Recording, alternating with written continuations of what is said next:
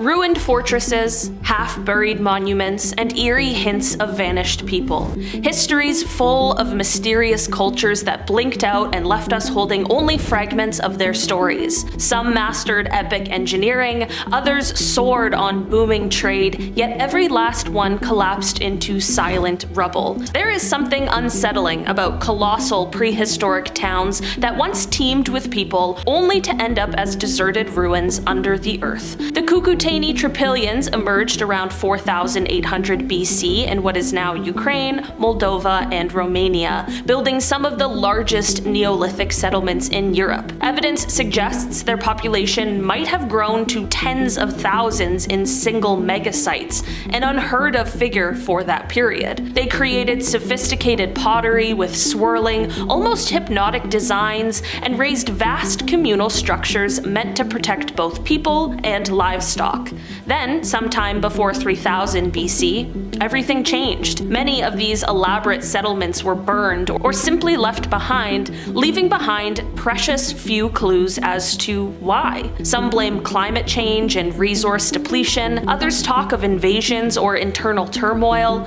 All that remains are eerie house rings, decorated pottery shards, and unanswered questions about how such a vibrant culture could vanish so completely. In our number 9 spot today, we have Mycenaean Greece. Towering fortress palaces, gold masks fit for gods, and epic tales that inspired the legends of the Trojan War, Mycenaean Greece had all the hallmarks of a mighty civilization. From around 1700 to 1050 BC, the Mycenaeans constructed massive citadels like Messenia, Tiryns, and Pylos, forging an advanced bureaucracy, intricate art, and a far-reaching trade network that touched Egypt and the Near East. Yet, around 1200 BC, their fortified cities came crashing down in a wave of destruction scholars still can't fully explain. Some blame brutal invasions by mysterious sea peoples, while others point to famine, internal strife, or natural disasters. What's chilling is how these fearsome palace states crumbled into disorganized communities seemingly overnight. Their once proud palaces, famed in Homer's epics, became haunted ruins, and Greece slid into a dark age where even writing seemed to disappear for centuries. In our number 8 spot today, we have the Nuragic civilization. Strange, tower-like strongholds built with giant stones scattered across the rugged Sardinian landscape. These are the Nuragic, the only real proof left of the mysterious Nuragic people. Flourishing between 1800 and 500 BC, the Nuragic civilization left behind thousands of cyclopean stone towers, some towering 5 stories high, along with elaborate villages hidden inland. They were masters of bronze working and seafaring, exporting goods across the Mediterranean. But even with trade ties stretching from Iberia to the Aegean Sea, their society waned under the pressure of the Carthaginian and then Roman dominance. It's almost as if their monumental architecture grew silent, overshadowed by new conquerors. To this day, no written records tell their tale. Only the stark silhouettes of those mighty towers stand as sentinels to a once thriving people swallowed by time. Next, we are talking about the Axumite Empire. High in the Ethiopian highlands, Axum grew into a powerful empire that controlled trade routes linking Rome, Arabia, and even distant Asian kingdoms. Beginning around the 1st century CE, its capital boasted towering stelae, massive carved obelisks, alongside palatial architecture that screamed wealth and sophistication. Axum was among the first African states to mint its own coins, and its rulers adopted Christianity around the 4th century, making it a beacon of faith in sub-Saharan Africa. Yet by the 8th century, this proud empire had all but faded. Some blame resource depletion and soil exhaustion. Others point to shifting trade routes following the rise of Islamic powers controlling the Red Sea. Whatever the cause, Axum kingdom's grand monuments and cryptic inscriptions endure as monuments to a once glorious kingdom that abruptly lost its hold on history. Next, we are talking about Tartessos. Buried somewhere beneath southern Spain's marshy lands lies the ghost of Tartessos, a kingdom so wealthy it was sometimes compared to the fabled Atlantis by ancient writers. Archaeologists say the Tartessians thrived from around 1100 to 600 BC, dominating the trade in precious metals like silver and tin. Their advanced metallurgy and rumored stockpiles of gold drew merchants from across the Mediterranean. Phoenicians, Greeks, you name it. Oddly, around the 6th century BC, Tartessos vanished from historical records as if it had never even existed, leaving behind a handful of artifacts and faint echoes of myths. Scholars have suggested everything from ecological catastrophe to conquest by Carthage, yet tangible proof remains elusive. Today, with every newly excavated site and new piece of ancient metalware, the riddle of Tartessos grows even more haunting, a once glorious kingdom swallowed by the shifting sands. Next, we are talking about the Guanches. Off the coast of North Africa, the Spanish Canary Islands once belonged to the Guanches, a mysterious people who likely arrived thousands of years ago. They herded goats, cultivated fields, and mummified their dead, keeping a culture that seemed cut off from the rest of the world. Then, in the 15th century, the Spanish arrived. In a shockingly swift campaign, they conquered the islands, and disease and warfare nearly erased the Guanches. Today, only a few caves with mummified remains, bizarre rock art, and faint linguistic echoes survive. It is definitely a haunting cautionary tale, an entire indigenous civilization gone in just a few generations, leaving the Canaries' volcanic landscape dotted with silent tombs. Next, we are talking about the Ba people. Ancient China's Ba people once flourished across the eastern Sichuan and western Hubei provinces, carving out a name for their fearless warriors and powerful chieftains. They appear in records dating back to the Shang dynasty, but their capital's exact location remains uncertain. Some say it's in the gorges of the Yangtze River, others believe it shifted with each new generation of Ba kings. Archaeologists occasionally unearth tombs filled with intriguing bronzes and savage war relics, painting a culture that valued martial skill above all else. By around 316 BC, the Ba had vanished, conquered by expanding states, or possibly undone by internal strife. Nearly 2,000 years of history drifted into obscurity, leaving behind glimpses of an epic tradition of valor and a confounding question: where did these formidable warriors go? Next, we are talking about the kingdom of Tyana. Squeezed between the mighty Phrygians in the west and the Assyrian Empire in the east, Tyana, also known as Tyana, held a crucial trade route in ancient Anatolia. Once part of the Hittite domain, it later emerged as a small yet powerful Neo-Hittite kingdom. Kings like Warpalas appear in inscriptions paying tribute to the Assyrians while juggling uneasy alliances. Tyana linked east and west not just in trade, but in the flow of culture. Scholars even suspected the Phoenician alphabet may have traveled to Greece through its territory. Then, in a blink, Tyana drops out of the historical narrative, replaced by new rulers and overshadowed by bigger empires. Its mysterious disappearance still fascinates archaeologists digging through the remnants of city walls and stelae marked with half-erased scripts. Next, we are talking about the Vinca culture. During Europe's Neolithic age, the Vinca civilization in the Danube region built some of the continent's biggest prehistoric settlements. Spanning parts of modern Serbia, Romania, and beyond, from about 5,400 to 4,500 BC, they created a wealth of dark burnished pottery and intriguing figurines that might be connected to ancient rituals. They even experimented with early copper smelting, a technology unheard of for the era. For unknown reasons, their once thriving mega villages collapsed, replaced by smaller communities, or simply abandoned. Some blame overworked land and resource competition, while others suggest major social turmoil.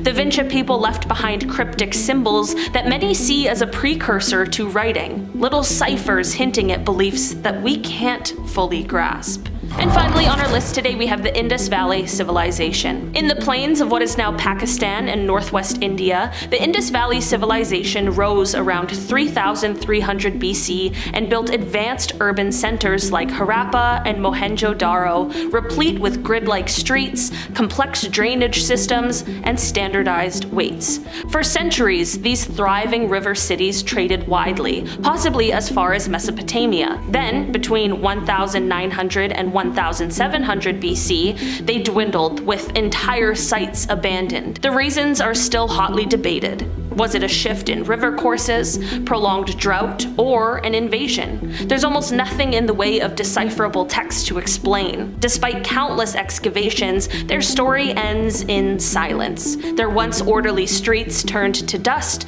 and their script an unsolved riddle that archaeologists still scramble to decode. Around 975 CE in Islamic Spain, a military leader named Al-Manzur decided to build his own city just east of Cordoba. Cordoba was the capital of a powerful Muslim state, run by a ruler called the Caliph. Al-Manzur's new city, Madinat al-Zahira, had walls, gates, fountains, and palaces. It was meant to show that he had as much power as the Caliph himself. But in 1009, a civil war broke out. The Caliph ordered the city wiped out. Soldiers tore down the walls, dismantled the gates, looted everything of value, and burned the buildings. They didn't just fight there, they were systematically erasing it. And within a few days, the place was nothing but abandoned rubble. For centuries, it was completely lost. It wasn't until the 20th century, using aerial photos and excavations, that archaeologists confirmed where it was and started rediscovering it. In 330 BCE, Alexander the Great marches into Persepolis, the ceremonial capital of the vast Persian Empire. The city was built for official events and celebrations, full of palaces, royal halls, artwork, and treasuries. After looting the place, Alexander ordered a fire in the palace district. Some sources say it was revenge. Persia had burned Athens before, but Alexander targeted the central palace areas, the treasury, the throne hall, the main audience hall. Archaeologists have found heavy fire damage in those specific spots.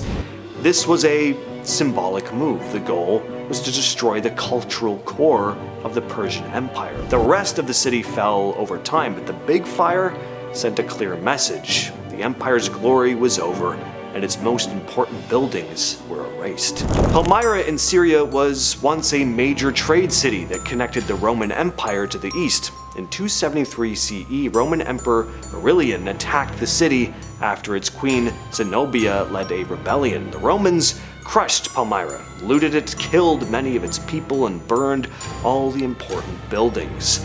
They wanted to wipe the city's power and pride right off the map. The Romans made sure the city would never rise again as a threat, and it worked. Palmyra eventually recovered a bit, but never returned to its former glory. And centuries later, the city faced another blow. In 2015, the Islamic State captured Palmyra and deliberately destroyed it even more. They blew up temples, they smashed statues and wrecked ancient tombs, calling the ancient buildings idols that needed to be erased. They tore down the Temple of Bel, one of the most famous sites in the ancient world, and they also executed people at the site to send a message. They filmed themselves doing it. Some parts are still standing today, but huge parts of it are gone forever, and it'll likely never return to what it was before.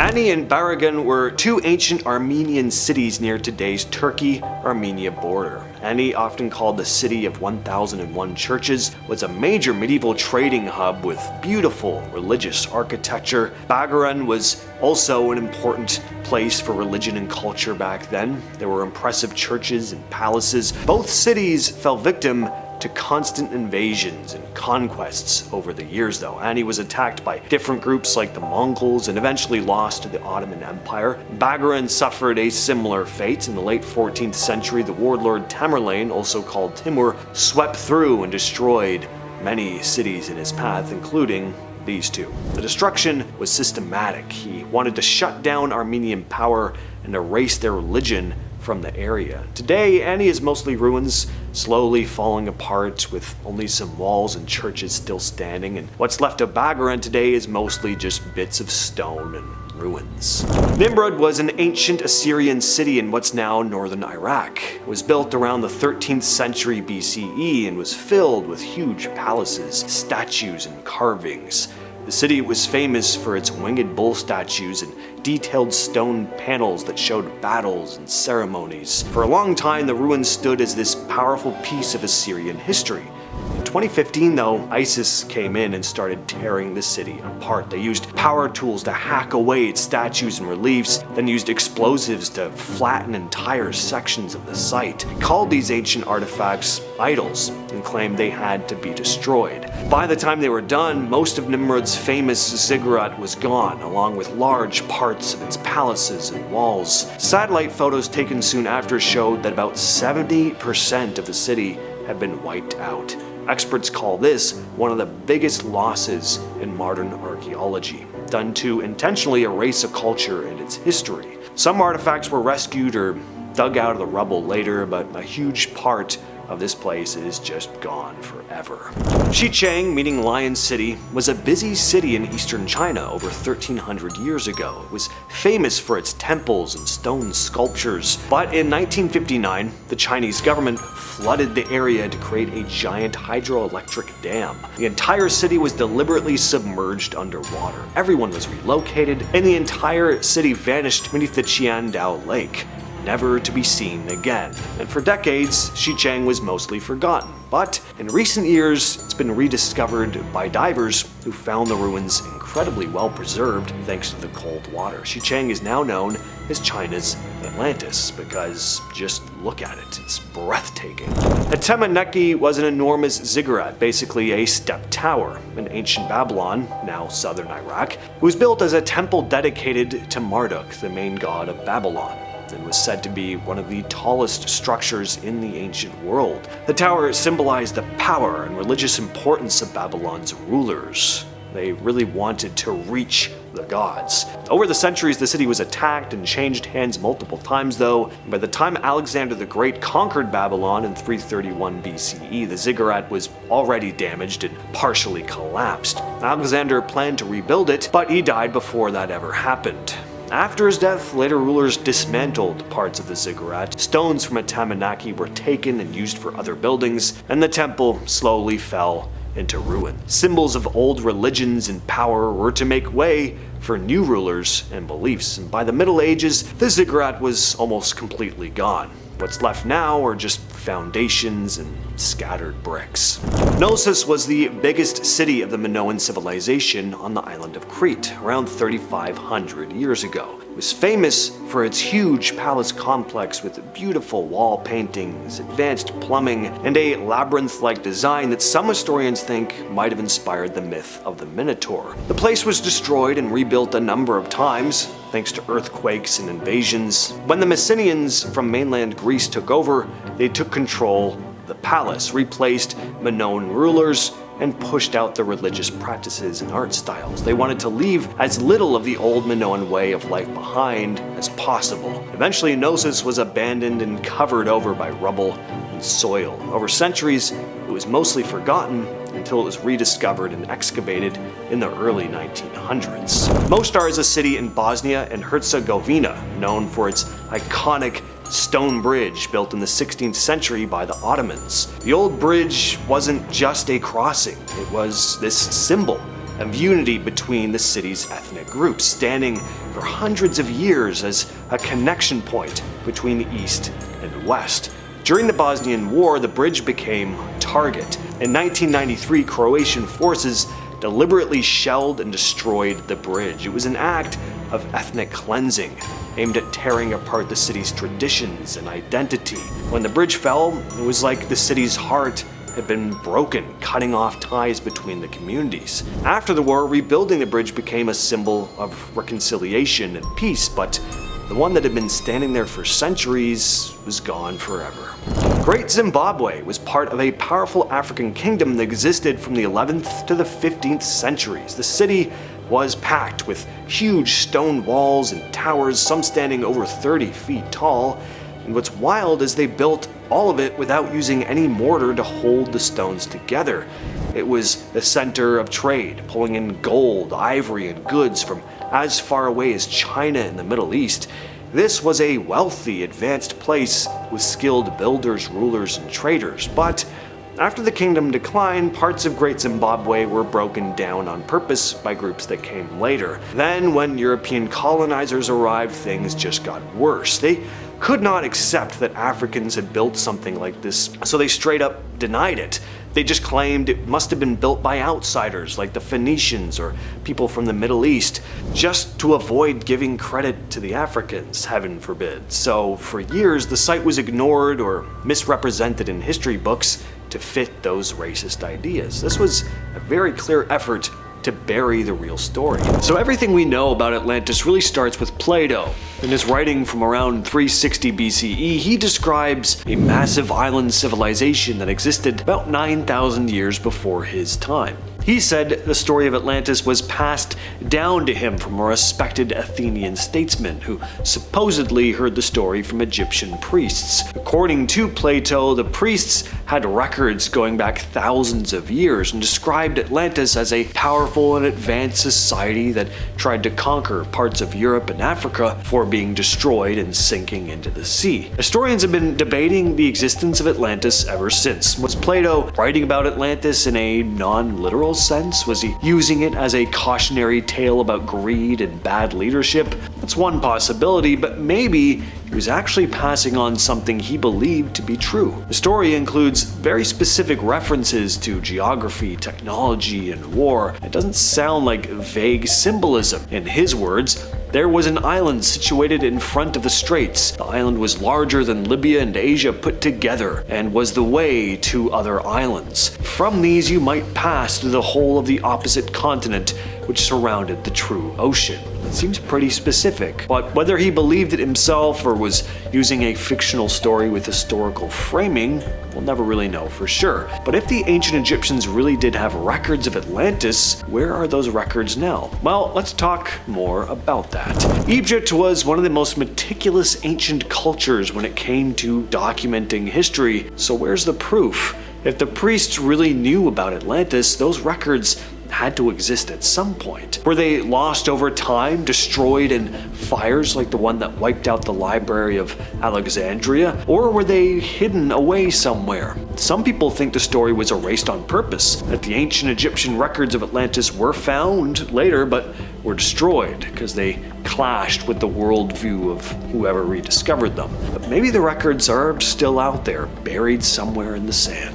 One of the weirdest things about the Atlantis story is how fast it all ends. Plato says the entire island was wiped out in a single day and night of misfortune. One day there was this huge, wealthy society, the next it was under the ocean. Whether you believe the story or not, that level of destruction raises some questions. What kind of disaster could realistically wipe out a civilization that quickly? Maybe a massive volcanic eruption or a chain of tsunamis triggered by an undersea earthquake. Others bring up the idea of a comet or an asteroid strike. It's also worth noting that around 1600 BCE, the Minoan civilization on Santorini was hit with one of the largest volcanic eruptions in human history. The timing doesn't line up exactly with Plato's version, but was pretty much instant destruction. So it's not like a city quickly getting swallowed by the sea is unheard of. There's also the chance that the story of Atlantis is a kind of combination of real disasters all stitched together into one dramatic story. One of the reasons Atlantis keeps getting talked about is that no one can agree on where it was supposed to actually be. Plato said it was beyond the Pillars of Hercules, which is usually understood to mean past the Strait of Gibraltar, so naturally people started looking west toward the Atlantic Ocean. But over the years, theories have put Atlantis just about everywhere. The Mediterranean, of course, the Caribbean, Antarctica, even under the Sahara Desert. There is a spot in southern Spain, too, near a national park that some think fits the description. The truth is, there's no solid physical evidence linking any place to Atlantis. Just educated guesses, some satellite images, and, of course, a considerable amount of imagination. That's part of why the mystery is so enduring though. There's just enough ambiguity in Plato's description for people to bend it to fit whatever theory they're pushing, and the more locations get brought up, the harder it is to figure out if we're even looking in the right place to begin with. Plato talked about Atlantis' insane wealth and technology. The story goes they had huge amounts of gold and silver. The buildings were covered in precious metals. Later stories, not from Plato, but from people who picked up the legend, start adding even wilder details. That there were these mysterious energy crystals, flying machines, advanced weapons, stuff that sounds more like sci-fi than ancient history, but certainly conjures up some pretty amazing images. So much so that that description is pretty much exactly what Disney depicted in their movie Atlantis. Underrated, by the way. The question is though, if a place like that really existed, how did it all just disappear without a trace? Where's the leftover technology, the ruins? Even if it sank, you'd think something would be left behind. Well, some say the descriptions of Atlantis' advanced technology was probably just a metaphor for all their incredible knowledge. Others argue it was a civilization so ahead of its time that we wouldn't even recognize what we're looking at if we did find evidence of it. And of course, there are those who think Atlantis has been found and is just being covered up. Just off the coast of Bimini in the Bahamas, there's a strange underwater formation made of large, flat limestone blocks. It stretches for about half a mile and looks to some people like a road or a wall. That's led to claims that it could be a piece of Atlantis. Bimini Road was first brought into the spotlight in the late 60s, right around the time when interest in Atlantis was getting a second wind thanks to books and documentaries. Some divers and researchers swore that it looked too straight and organized to be natural. Geologists say it's just a natural formation called beach rock. Basically sand and shells that get packed and hardened over time, then break apart in straight lines from erosion. But not everyone buys that. Some think there's more going on here, partly because the waters around Bimini have a bit of a history of strange stories. Divers have reported what look like stone circles, steps, and large squared off blocks. Add to that the predictions of Edgar Cayce, the so-called sleeping prophet, who claimed that parts of Atlantis would rise near Bimini. So, is Bimini Road really a leftover piece of Atlantis or just a bunch of rocks? Depends who you ask. Cultures all over the world have ancient stories about massive floods wiping out cities or even entire civilizations. You got the biblical flood with Noah's Ark, for example. The ancient Sumerians had the Epic of Gilgamesh, which talks about a great flood. The Greeks had Declonian's flood. Native American tribes, Indian texts, Chinese legends all tell of these huge floods sent by the gods. It makes you wonder if all these stories are talking about the same event, or at least the same kind of event, seen through different cultural lenses. Maybe thousands of years ago, sea levels rose after the Ice Age, or a comet hit the Earth and set off massive flooding, and different groups just passed the memory down in their own way. If something like that did happen, Atlantis might not be the only city that we lost. Maybe it's just the most famous name we gave to a whole bunch of sunken places that have never been found.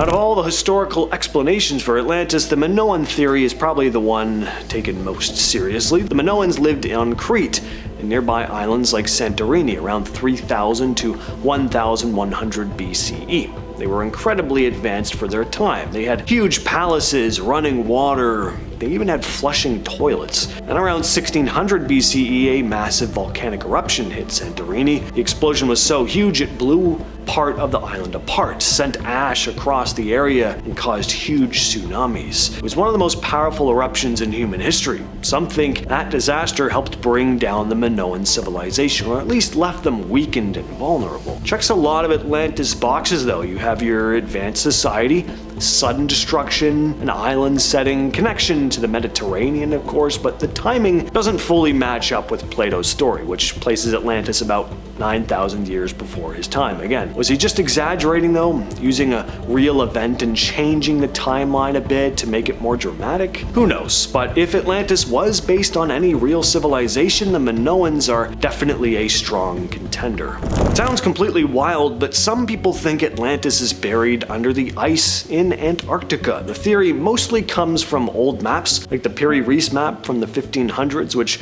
seems to show parts of Antarctica without ice. There was a brief period around 12,000 years ago, right at the end of the last ice age, when Earth's climate shifted. That just happens to be around the same time Plato said Atlantis was destroyed. So the theory goes that maybe there was a civilization in Antarctica back then, before it was even covered in ice, and some huge event, maybe natural, maybe not, froze it and buried everything. It's a long shot, but some people wonder, because no one really knows what's under all that ice. Antarctica is about as locked down and mysterious as it gets.